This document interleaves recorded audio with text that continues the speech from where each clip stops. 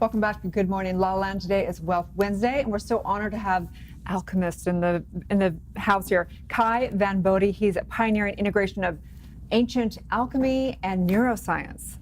Tell us about that.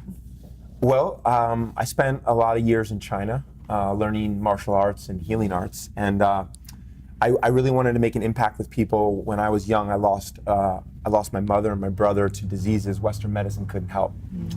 And they weren't really open to new age kind of energy healing stuff. So I went to school for Chinese medicine, and I took those ancient alchemy practices, meditation, breath work, and I put them through the lens of neuroscience and research so that the Western mind could have full buy-in when they did the technique, no esoteric, strange terms necessary, and then entrepreneurs, business people would understand the benefits of it. So it was really about wanting to lower the barrier for people, to have them buy in without having to disengage their rational mind. It's all about the language, right? Yeah, It's so crazy, right? It's like the same stuff, different. But so on Wealth Wednesday, we always say that wealth, our health is the ultimate wealth, the primary first, beyond anything. So what does that look like? If someone's working with you and they're going, okay, I'm ready to take the advancement in my health, how do you take them through this alchemy process?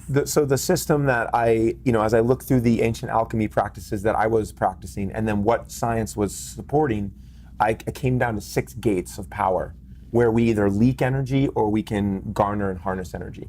And the first gate is shadow gate, which means from 0 to 7, we all get traumas from our parents in our life. If you don't heal that, it's always biting you in the ass. So you got to do the inner work. Subconscious work. Yeah. Second one is meditation and mindfulness. Human attention span is down to 8 seconds. It's a second less than a goldfish. Just kidding. Yeah, exactly. So if we practice specific neuroscience-based meditations, we can counteract that attention deficit disorder, where we make bad decisions, where we get distracted, where we multitask our business into the ground. Not to mention all the health benefits of meditation.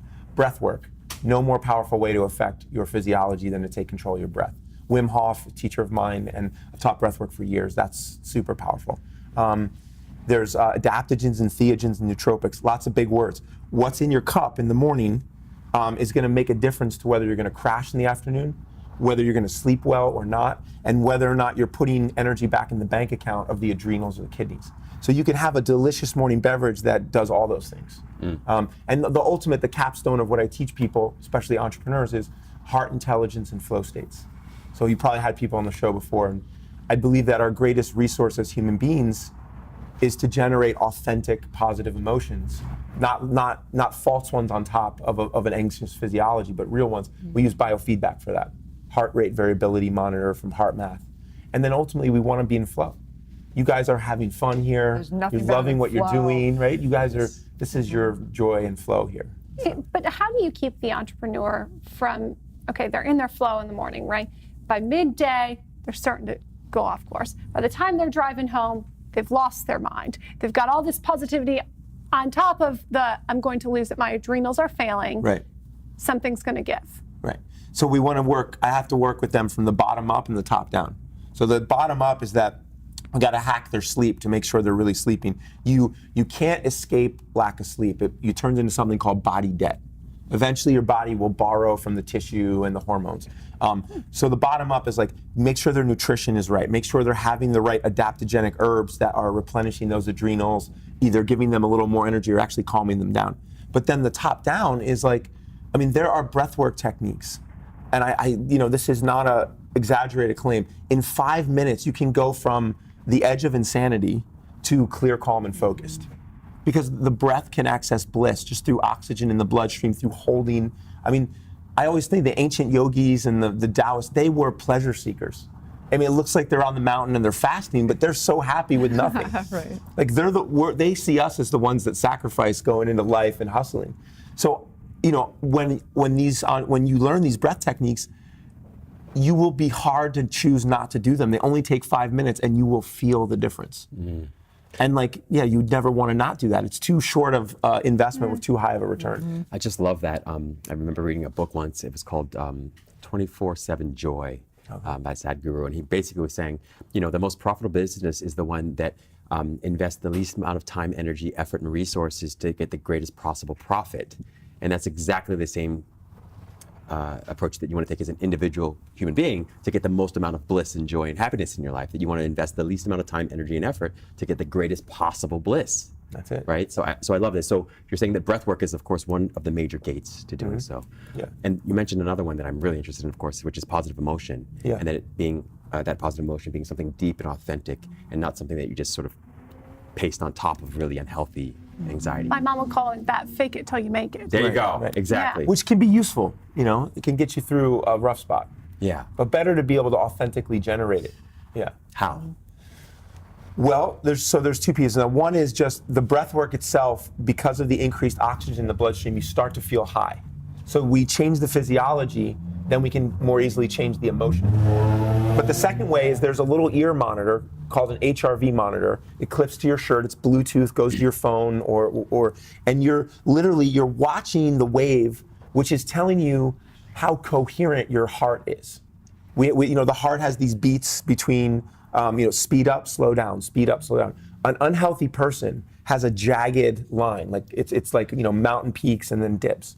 Healthy person has a smooth sine wave. So as you're thinking, you're breathing in your heart, you're thinking about your dog, or you're thinking about a work project, you can watch the biofeedback tell you you are not in a good state around that. You can't lie about it. Some authors I know use that to write. If it's jagged, their writing sucks. So it's literally in flow state. It's in the literally moment, and then flow. you change to a different thought. You change to a different thought, and eventually you find a thought that accesses that state. Now here's the part that I love. This is where the science comes in. Your heart is 6 times more influential on your brain than your brain is on your heart. So when that heart goes into coherence with positive emotion, it sends an electrical signal that allows your brain waves to be coherent. You can actually access your flow state, your higher thinking. You can make better decisions. Just love this. And so talk about too, I'm so interested because that flow state isn't only helpful for you, it's also helpful or destructive to other people around you, right? So I've read a lot of research about, sort of when you give someone a non-Duchenne smile, a smile that's not authentic, that you cause little microscopic tears in their heart.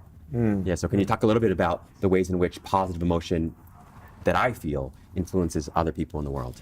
Well, I mean, the first one, which is it's like the woo-woo new age stuff and the science are just getting closer and closer. So the first thing is all of us right now are sitting in each other's heart field, electromagnetic field.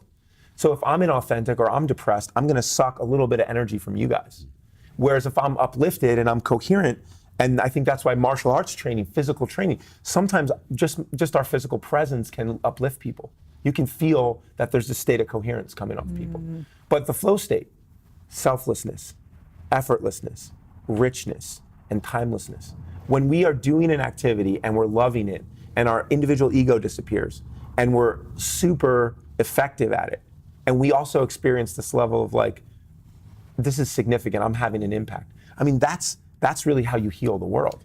It's so profound too, and I love the way you your approach, because it's marrying the science and spirituality in a way that is so deeply harmonious and integrative that I think almost anyone can understand, right? Right. It's just beautiful.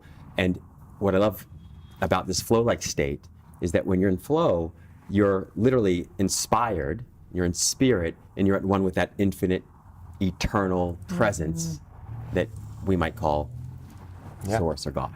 That's it. I mean, sometimes when I work with really high-level entrepreneurs, they say, Kai, I can't justify 5 minutes of meditation. And I'm like, the reason you can't is the reason you must, right? Yeah. Because when you go into meditation, the part of your brain that tracks time, that tracks your self-image, am I meeting my goals, that shuts off. And that's when the body floods with healing neurotransmitters, healing chemicals. Otherwise, we're always in you guys probably experience it too. You have a goal, you get to the goal, you have a new goal.